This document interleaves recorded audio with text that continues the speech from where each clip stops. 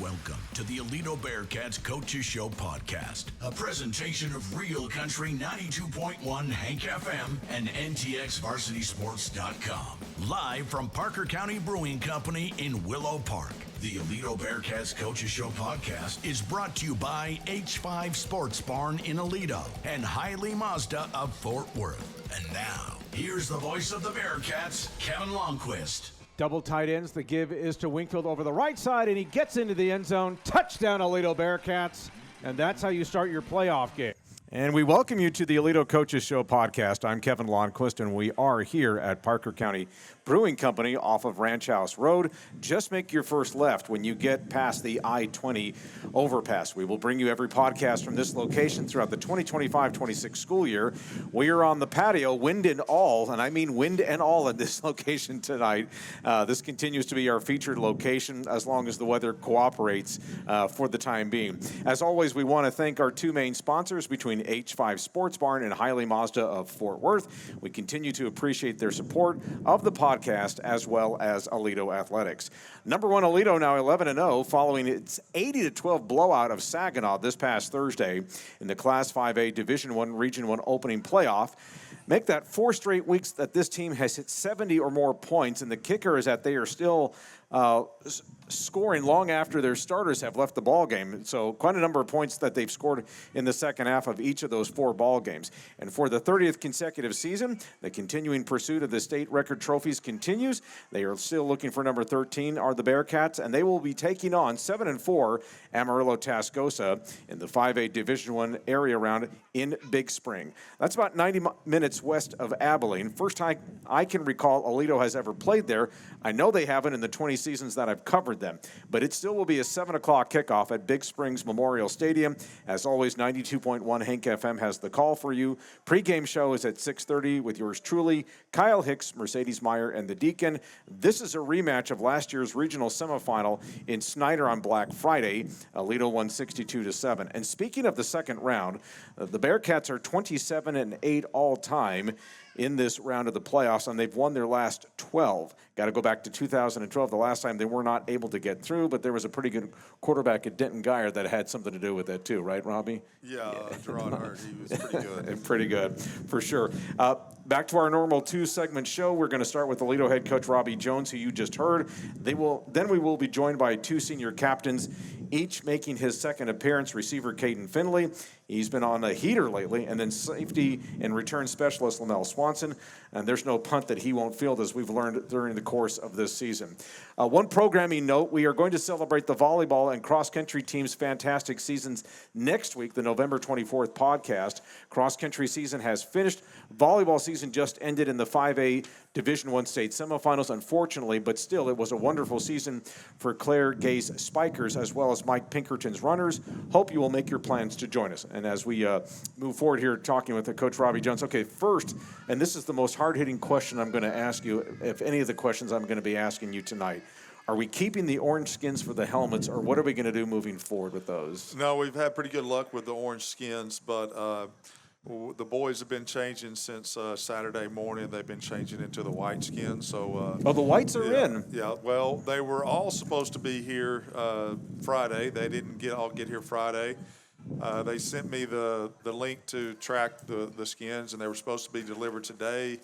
But then there was a little note on there that said that they had the wrong address. So there's potential we might have to take those off. So, hopefully that doesn't happen, because it's a chore to get those things on and off. And the kids have been working on it, like I said, since Saturday. I think most of the guys that have one available have it changed out. We just have about 15 or so that we're waiting on to get those, and we're going to be all white this week. Okay, so we're going to go with the Stormtrooper look then, if we get all the skins in then. So. Yes, sir, Stormtrooper. Okay, and that'll be the first time you guys have been able to do that this year, because that's been a real chore to try and get those skins in, because it seems like that's been like a 2 or 3 month process with those. It has been, and the thing is, it's the Axiom helmets. It's the first year that they've been able to put them on the Axiom helmet.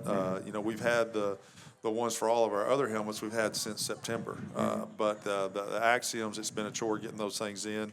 hopefully everything shows up tomorrow and we get the last few on, and then we get rolling with those things. And this was kind of the plan with the orange helmets, too, that you were going to break them out Halloween against Azle, then you were going to finish with the regular season against Denton, and then open the playoffs first game against them. But the players seemed like they really took to them, and they were really kind of a pretty good talking point amongst all the followers, too. Yeah, I mean, I liked them. It was a little different, something we haven't done in a long time.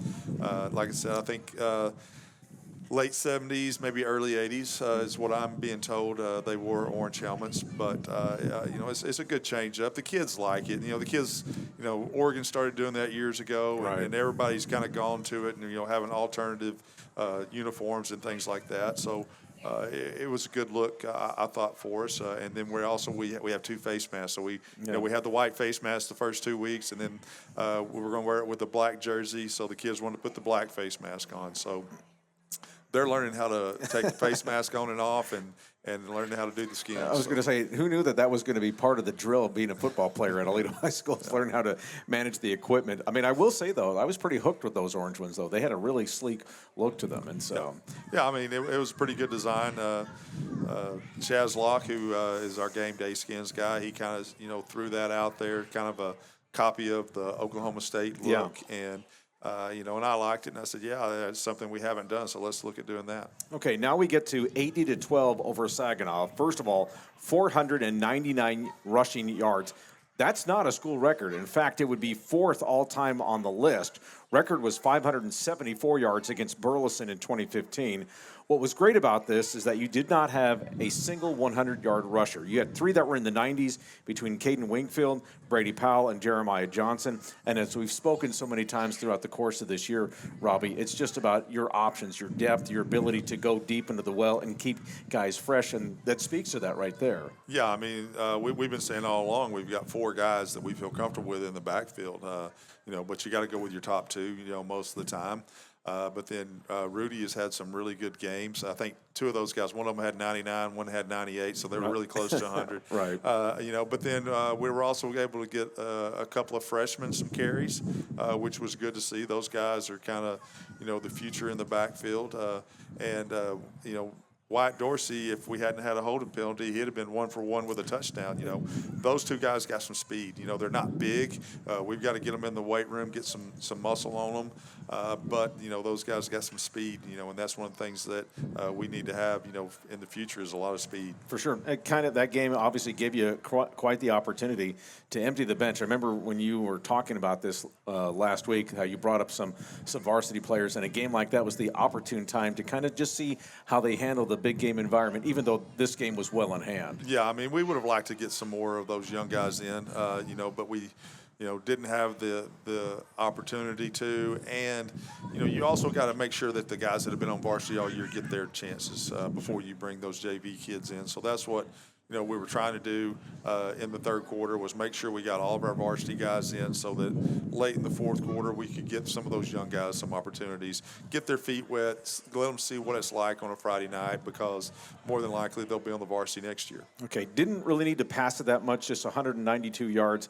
It appeared to us in the booth that was kind of the plan going into this game against the Rough Riders. How did you see that? Yeah, I mean, we wanted to get some early balls out, to some of our receivers, but then also just concentrate on the run, because we have in the last couple of weeks just been concentrating on the passing game. So we don't want to get in a situation where we get into a game where we haven't had real good quality reps in the run game and getting our guys some quality carries. So we wanted to make sure that happened last week. And speaking of your passing game, this is the time of year where you want your best players to be your best players. And we'll talk to Kaydon Finley here in just a bit, but he's on such a heater of late. 4 out of his last 5 games, he's been 100 yards plus. He's knocking on the door at 1,000 yards. He's at 977. The deep ball is back. Of course, as we saw in the 67-yard catch and run in the third quarter last week, his vision and athleticism on another level, because that was pretty much just like moving through traffic, and then just he kind of jogged the last 30 yards into the end zone on that. Yeah, I mean, that was one of I believe it was a convoy screen, something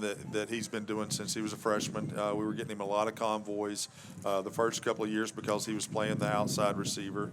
So he's used to running that, and he's got to set that block up. He's got to let Peyton get out there and get that block for him. And when that happens, then he's in the secondary, and you saw what he could do with it. Yeah. Okay. So let's talk a little bit about maybe a little bit of some uneasiness early. I mean, you gave up the 98-yard touchdown pass that Joshua Greek threw. I mean, it sounded like there was some miscommunication there from talking to a couple of the coaches.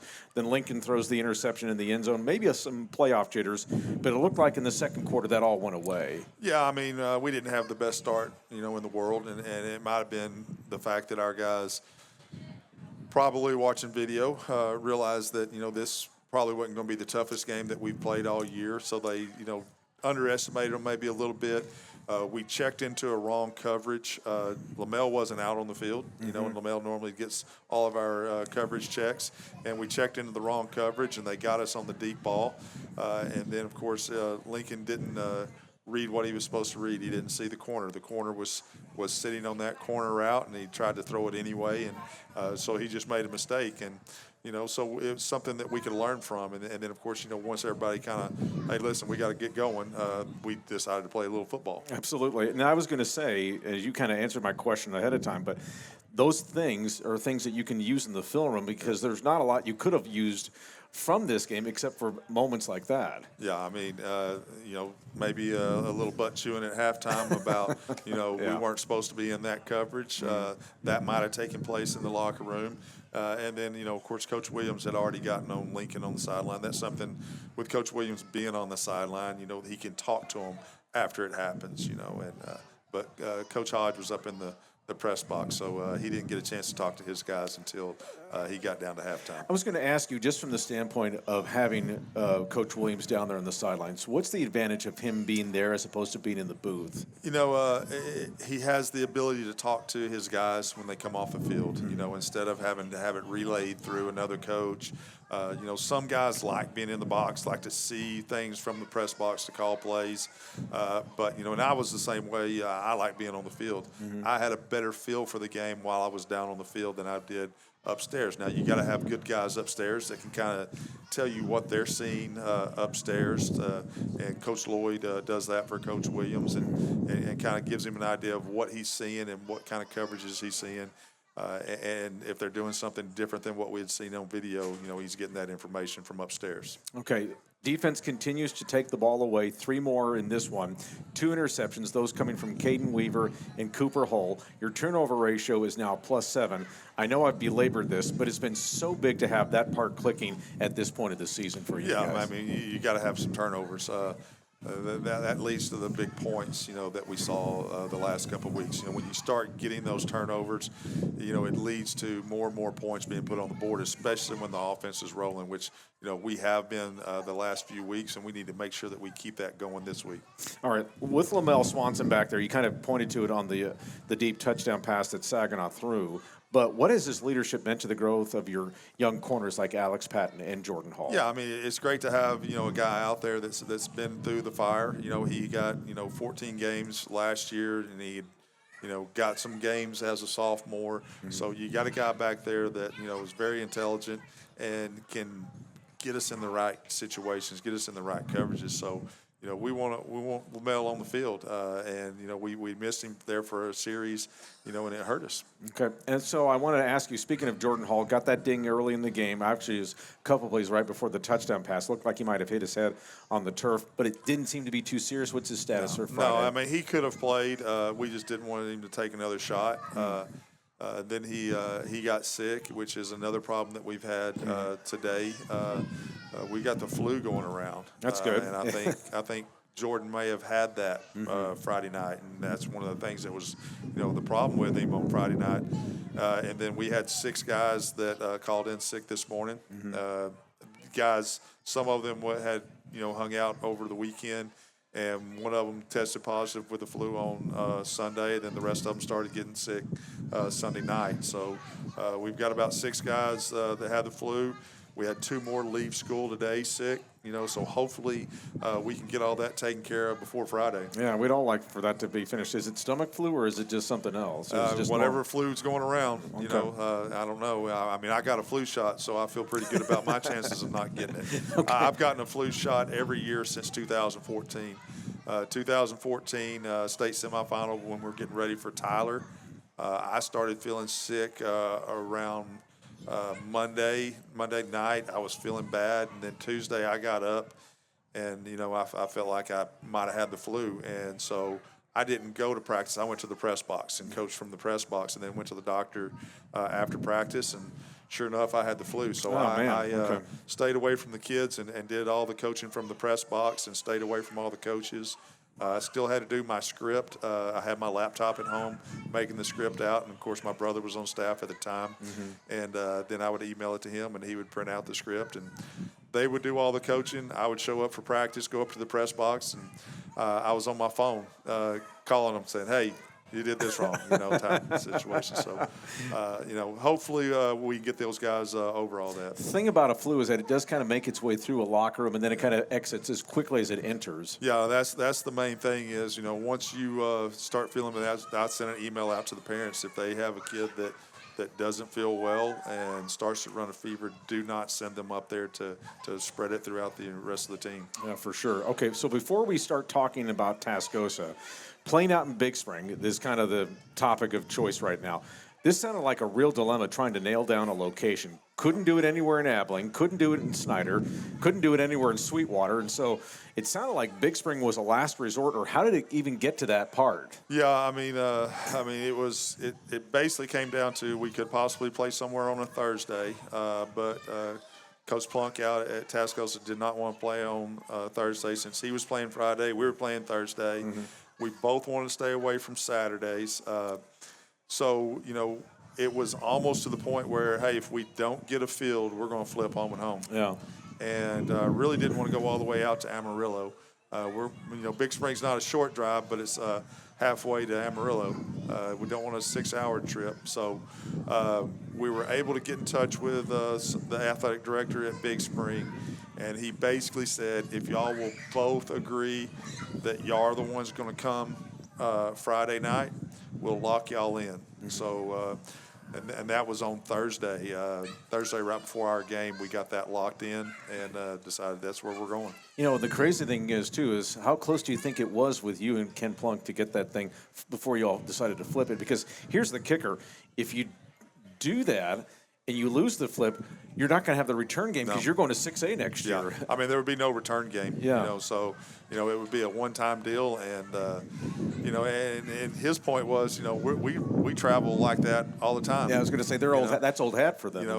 For West Texas schools, they're making 4 or 5 hour trips all the time. So traveling like that's no big deal for them. And we were talking about, if we did have to flip, we'd want it to be possibly because we don't have school. Right. We were looking at possibly an afternoon game, which would mean we would more than likely have driven out to Amarillo on Thursday and spent the night, and then got up and played the game, and then that would have cost the school district quite a bit of money. So we did we're able to find a field, so saved the school district a little money. Well, and who at this time of year doesn't like checking out windmill farms on the way out there?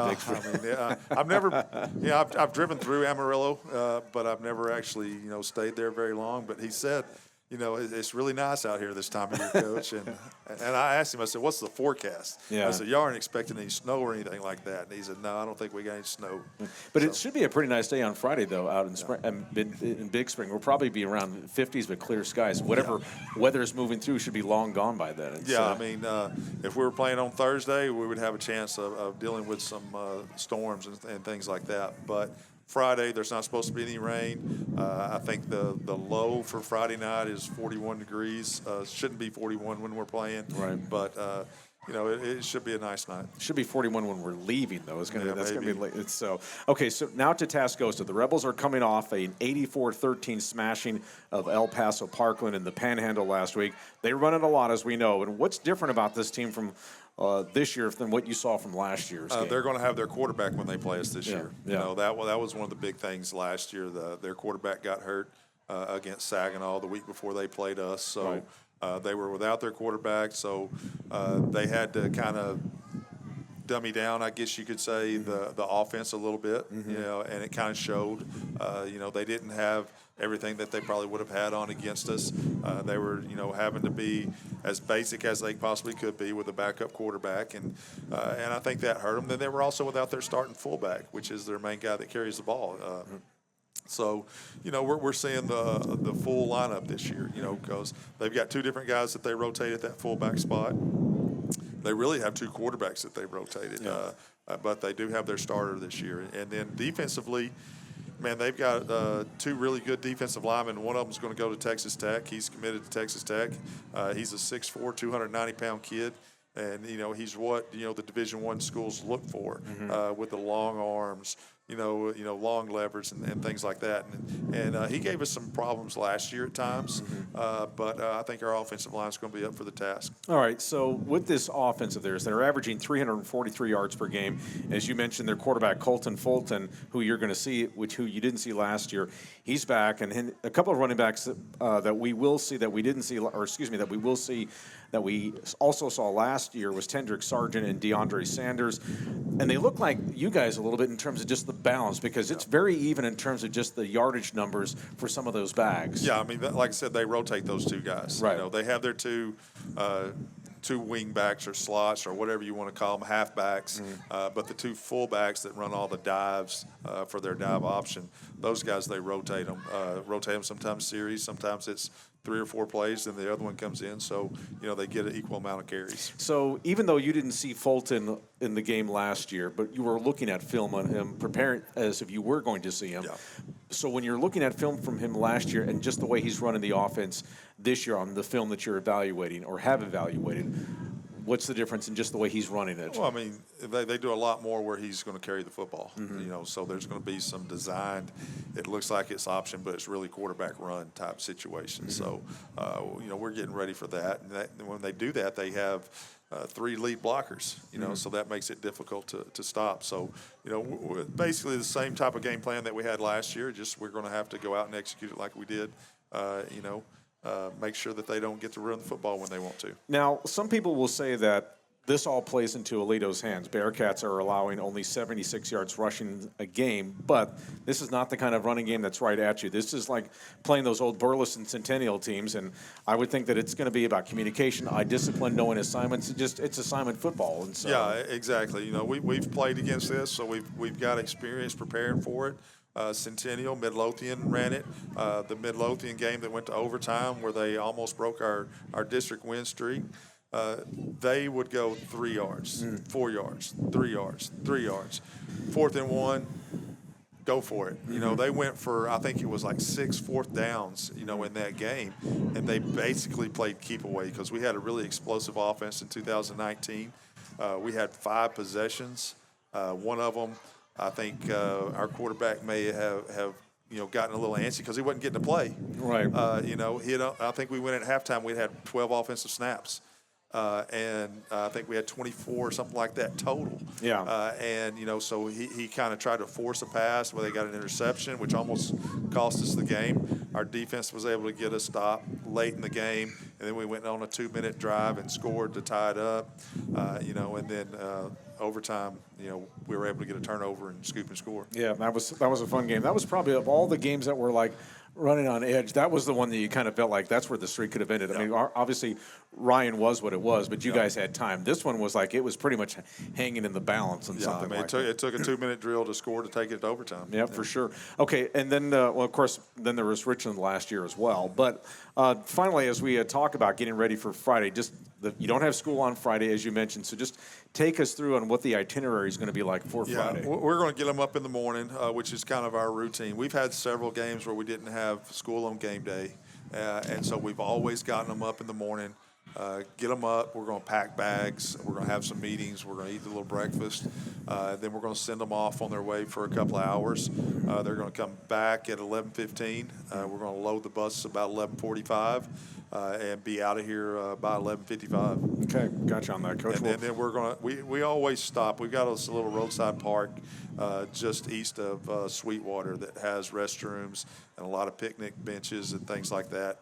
We'll have a group of coaches that will leave early to go pick up sandwiches in Abilene, meet us at that rest stop, We'll get off the buses, stretch our legs, use the restroom, eat a pregame meal, and then finish the last hour on the bus. Yeah, and the Sweetwater drive to Big Spring, but maybe about an hour or so, give or take, something like that. Yeah. So you'll get the bulk of the drive out of the way, and then just kind of stretch, and then you'll get there. And so probably roll in there about 4:30, 5 o'clock, or something like that. 4:10 is when we're planning on trying to get there. All right, got you on that. All right, Coach. Well, listen, we appreciate your time. Have a good week of work, and travel safe out there. And we'll see you on Friday. I appreciate it. All right. And we want to remind you that this Aledo Coaches Show podcast is brought to you by H5 Sports Barn. H5 Sports Barn and Knife Physio and Performance can help unlock your athletic potential and elevate your game like the Aledo Bearcats. With expert sports physical therapy, tailored recovery plans, and top-notch sports performance training, H5 Sports Barn, proud supporters of the Aledo Bearcats. And Hiley Mazda. Head to Hiley Mazda of Fort Worth today. Their new state-of-the-art facility is conveniently located just off of I-30. Exit Las Vegas Trail and experience top-notch service and hassle-free buying. Don't forget to ask about this month's special offers. Hiley Mazda of Fort Worth, family-owned and operated for over 30 years. Stick around. The second segment of the podcast continues. We will be joined by senior wide receiver Kaydon Finley and senior safety Lamel Swanson. Back after this timeout. This give over the right side. This is Jeremiah Johnson. First down, keeps the legs moving, running away from defenders. 20, 15, 10, 5, into the end zone. Touchdown, Jeremiah Johnson from 42 yards out, and the Bearcats lead 76-12. Now, we don't call the players who don't get all the spotlight a lot as our plays of the game, but we wanted to do that especially from last week's game against Saginaw. You heard the call there of Jeremiah Johnson, who could be one of those notable running backs for the 2026 season, but he gets the touchdown run for Aledo in that 80-12 win over Saginaw. We welcome you back to the second segment of the Aledo Coaches Show podcast. I'm Kevin Lonnquist. Before we visit with Kaydon Finley and Lamel Swanson, a couple of Aledo notables to tell you about. Number one Lady Cat volleyball season is over. Another heck of a run by head coach Claire Gay's team. They lost to Highland Park in the Class 5A Division I state semifinals this past Saturday at Prosper Rock Hill. Lost in 3. Aledo won the Region 1 championship last Tuesday at the Arlington Athletic Center when they swept Birdville in that championship match. Final record is at 41-4, and again, we'll talk to Coach Gay and a couple of players about it next week. And one college football Aledo alum note to tell you about is offensive lineman DJ Williams. He has played in 4 games for UTSA. Now, he is a redshirt freshman for the Roadrunners since he came up from the University of Louisiana. Williams' most recent appearance was on November 6th at South Florida. UTSA trying to reach bowl eligibility. Last 2 home games are going to be against East Carolina this Saturday, and then Army on the 29th of November, the Saturday after Christmas. So we'll see if the Roadrunners can make a bowl, and if they do, then you could see Williams back out on the field. Happy to be joined by 2 of our captains from this 2025 team, and to my immediate left is Lamel Swanson, and to my far left is Kaydon Finley. Gentlemen, good to see you once again. Welcome back. Yes, sir. Thank you. All right, so I just want to ask, I've asked all these guys who have been on this podcast since the game against Richland, or really since the bye, starting with Richland, what's changed about this team? Because it looks completely different than what we saw basically starting with Geyer to when it finished with Granbury before the bye. I'll start with you on this, Kaydon. What's different, do you think, just in general? Yeah, I think we're practicing a little bit harder. We have a little bit more confidence, in the passing game, the running game. I think everyone's starting to gel now ever since that Richland game, and it just gave everybody a little bit more confidence going into playoffs. So I just think we're having a little bit more fun out there. What are you seeing, Lamel? Like Kaydon said, we have more confidence. We're coming out and practicing hard, making sure we know the plays, gluing together and coming together as a team to play harder. Okay. And I want to ask you, too, about this part of the defense, Lamel. You only had 7 turnovers through the first 7 games. Starting with Richland, now that's 4 games, as I mentioned. This defense has created 9, including the 2 first defensive touchdowns of the year. What's changed there in terms of that ball hawking dynamic, if you will? I think it starts with studying the film, watching the other team, how they throw the ball, and where their weaknesses are in their pass game. So I think we're ball hawking, and we're coming together and making sure our D line, they're forcing pressure, and we're just picking the ball off. Now, if I told you, that one of your 2 defensive scores to this part of the season would be the well-known Nolan Barker against Denton High, what would you say? I'll start with you on that, Lamel. I mean, everyone went nuts when he did that against Denton High, but what was that like to watch that? It was fun, seeing our sophomore, who we pick on a lot, coming up with a pick six. It was really fun. And then I jumped up on him on the sidelines, and it kind of hurt. I didn't have my helmet on. Okay. And then, Kaydon, when you see that, I mean, of course, you've scored a few touchdowns in your time, but for someone to do that, there's got to be a lot of joy for somebody like that when they do something like that. Yeah, it was kind of cool to see because, like, him starting off on JV at the beginning of the year, he's still young. He's a sophomore. So just seeing that, like, on a varsity level is really cool. It was just a great sight to see, especially for him. I was just really excited for him. All right. And then, Kaydon, just continuing with you, as I mentioned, you're kind of on a heater right now. And as you know, the term they used to use is now you're in the zone, but we don't use that term anymore. So we're going to go with heater here. 4 100-yard games in the last 5. Obviously, the deep ball and the connection you have with Lincoln Tubbs are primary factors in this. But anything else that's individually changed for you? Really just coming in there and working every day, coming to building with a positive mindset, especially with Lincoln. He's a growing quarterback, so just helping him get in the rhythm. Just tell him when he makes mistakes, it's going to be all right. Just being in the room with the guys, just having fun, and just doing what we do best, and just going out there and competing. Yeah, on the catch and run 67-yard touchdown against Saginaw last week, you heard Coach talk about the key block that you got from Peyton. You've run that play. You could run that play in your sleep if you wanted to, and so when you get that, it's got to be vision and experience that all kind of play into things like that, because that looked similar to even the touchdown you had against Birdville earlier in this year. Just talk about that and just how experience makes a play like that turn into what it turns into. Yeah, I've been running that play since freshman year, since I was 14 years old. So just a little bit of muscle memory, just knowing where to go after you catch the ball, just trusting the linemen to be able to get out there, trusting the receivers to be able to get out there and get their blocks. It's kind of like muscle memory. Just all I got to really do is just catch the ball and trust my teammates. Okay, and I would be remiss if I did not ask you about the high point touchdown at the end of the first half against Denton 2 weeks ago. I tried to describe that as best I could on the radio, and I couldn't. I just said this was an undescribable play. Just what did you see on that? Are you talking about the right at the end where you had to climb it right in, because he was going because Lincoln was going for you on the near corner of the end zone. One was incomplete. I know you didn't handle the other one, but that happens. But this one, I mean, that's the more tougher ball, and you grabbed that one. Yeah.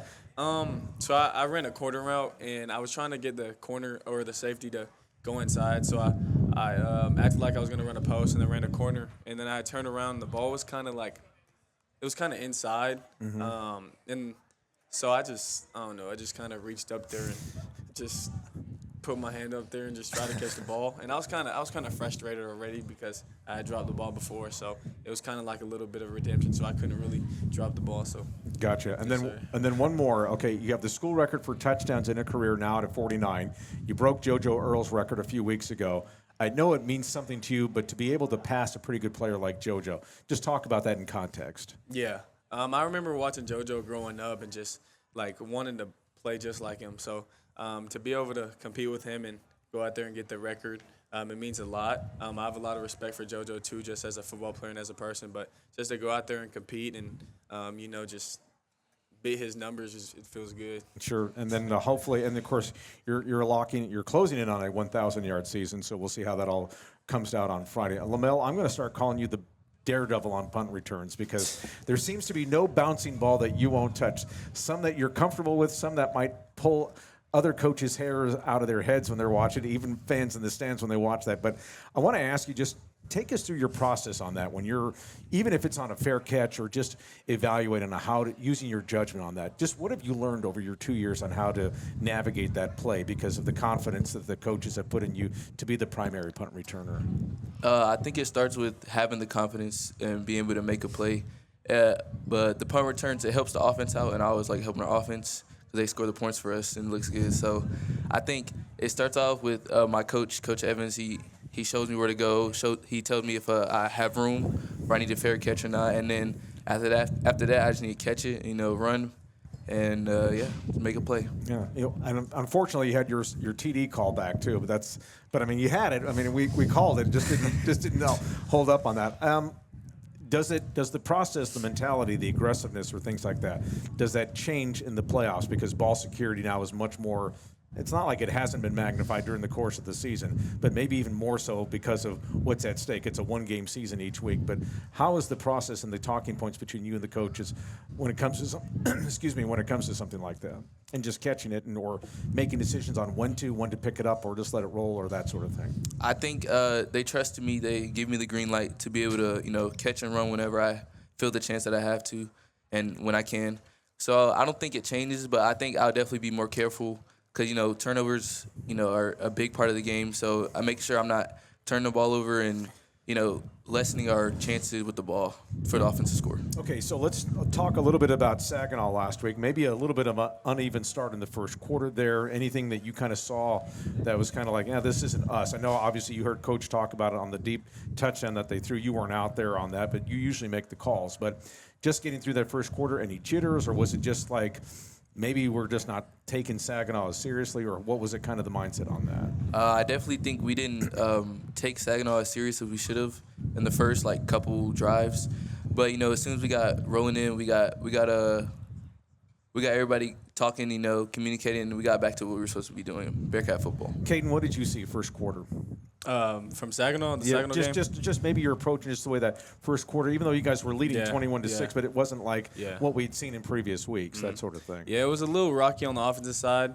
We're lucky to have the best defense in Texas, so just being able to go out there and do what we do, but come on the sideline, we got to fix a couple things. So we went on the sideline, the coaches came together, the players came together. We didn't hang our heads down, because we're not advancing the ball or scoring every possession. So I just think the first half was kind of rocky, but we came out there in the second half, and we know that we can't have another first half like that for the rest of the playoffs and in order to win state. So.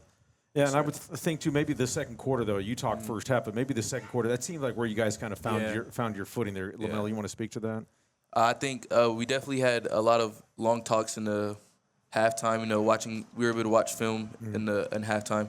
So I think we came out knowing what we were supposed to do, and then we just put our front foot forward and went ready to go. Okay, so yes or no question for both of you. Have either of you heard of Big Spring until you found out you were going there last week? No, sir. Okay. Okay.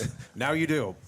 It's about an hour and a half west of Airplane, so you're going to get to know that community pretty fast. And so this is like going to Snyder last year. It's just to a different remote location out in West Texas. So okay, I didn't think you did, but that's why I wanted to ask you that question. Okay, the approach to this game facing Amarillo Tascosa, you saw them last year, of course. One big, but you can't take that for granted. Of course, they're going to be a little bit more, they're going to be more upscale with their offense because their quarterback is back. You didn't see him last year, so I would think that you have to kind of treat that as equally as you would like a Denton Ryan or anybody else. And I'm sure they kind of feel like they've got a score to settle after what happened last year, Lamel. How do you see that? The wing tee is very hard to stop, so I think we have to make sure we're getting into practice, watching film, paying attention. I think the wing tee, you have to keep your eyes very disciplined. Mm-hmm. So just focusing, keying on our plays, and making sure you're doing what we're doing. Okay, and then obviously for you, Kaydon, as far as you guys obviously did whatever you wanted to do offensively last year, but what's going to be key? Maybe you guys need to stick to it on the ground a little bit more, just kind of keep them off the field. That might take away from you a little bit, but the idea, though, is to win the ball game and keep wearing the uniform. So how do you approach a game like this where you're going to be big favorites, but you still got to take care of business and respect that team on the other sideline? Yeah, you got to treat everybody the same. Treat them like we treat Denton Ryan. Our offense has to go out there and maximize our drives and all that because we know their offense is going to shorten the game. I have faith in our defense. I know everyone on the offensive side has faith in our defense to go make the stop. So it's up to us to go out there and take control of the ball and, put the ball in the end zone. Okay, and Lamel, just getting back to you talked about eye discipline and things like that. Fulton, their quarterback, who you did not see last year, is going to play in this game, or at least is expected to. So what's the thing that strikes you about him in terms of just the way he runs that offense? He's a good quarterback. He's kind of shifty when he gets out, and he is a very he likes to fake the pitch a lot. So making sure, stay eye disciplined and make sure we're not closing out on just the run. They passed a little bit more than they did last year. So making sure, we're just doing our job, make sure we have our discipline. Okay, and because of the fact that you saw them last year, is there any advantage, even though they're more experienced, more guys are back from what you saw last year, but the fact that you at least saw how that offense works, does that give you any advantage, do you think, or do you hope it does? I hope it does because, we have some film on them, more film, and we played them obviously in person. So, and our JV is able to scout team more or better than they did last year since they have a little bit more time to do it. And we did it most of the time throughout the season, so it should come to an advantage to us. All right, Kaydon, for you, obviously you've been dealing with a slew of double teams, also a safety over the top. And so what's been the thing for you this year just to kind of deal with that? In terms of just learning how to deal, of course, you're going to have the matchup in athleticism over a lot of these secondary guys, but just in general, like if it was Ryan or if it was Lancaster or if it was Guy, or what's been the key about just dealing with that attention you're going to get? Because you're always going to get that week after week. Yeah, really just stay composed, just control my mind. Really can't get too worked up about it, just picking things apart on the defense, watching film before going in the game, game planning, seeing what their tendencies are, seeing what they do before the ball snapped, when the ball snapped, and after the play, just taking apart all those little things, it helps. So I really just say stay composed with the double teams. Does it feel like you've had two different seasons because of how things were kind of up and down a little bit in the first half, and then since Richland, it's just been a different level for you? Can you speak to that a little bit? How it's been for you just going through a season like this? Yeah, the first half it was definitely hard, but you got to keep a positive attitude because I got to be there for my teammates also. You have to have a selfless little thing about you because if you're down and you're all worried about yourself, then your teammates are going to follow that, and it's not going to be good for the team. So really just putting that to the side and then coming out in the second half and just having fun with the game of football. It's not going to last forever, so just having fun with it now, not worrying about the outcome of the game or personal stats and stuff like that. So I just say just stay grounded, stay composed, and just have fun with it. I think that's something I did the second half, and that's why everything's been going well for the offense. All right, and and then finally for you two gentlemen, obviously National Signing Day. Now we're inside of a month for when you guys actually put pen to paper on this.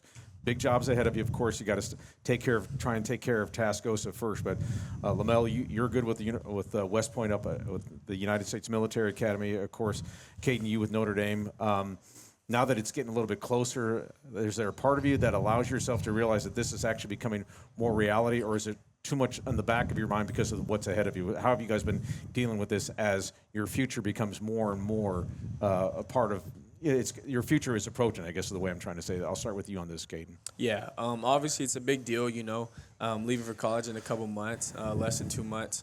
But really just putting that in the back of my mind, really going out there and, fight for a state championship because I've been playing football with these guys for my whole life now, and then just to leave them in a couple weeks, it's just really hard. But, just putting that in the back of my mind and, just going out there and winning state for this community is really what I'm focused on right now. Okay, and then you would report to Notre Dame when in January? Yes, sir, January 10th. January 10th. Yes, and then, sir. Lamel, are you still going to go out to West Point in the summer, or what's kind of your plans, or are you going to go in January as well? No, I'm going in the summer. They don't allow early admissions, so Okay. we're going in the summer. All right, so you get to enjoy it. So you're going to do a little track and that sort of thing, or what are you going to do? Or are you just going to kind of hang out and do your thing until when you get to West Point, they're going to make you cut that and say the red is out. I got you on that. All right. To my immediate left is senior safety Lamel Swanson. To my far left is senior wide receiver Kaydon Finley. Let's give these two young men a nice hand here.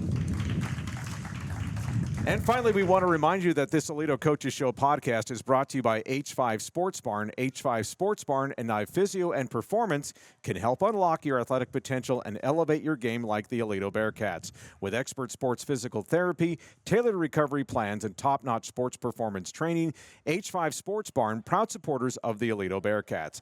And Hiley Mazda. Head to Hiley Mazda of Fort Worth today. Their new state-of-the-art facility is conveniently located just off of I-30, exit Las Vegas Trail, and experience top-notch service and hassle-free buying.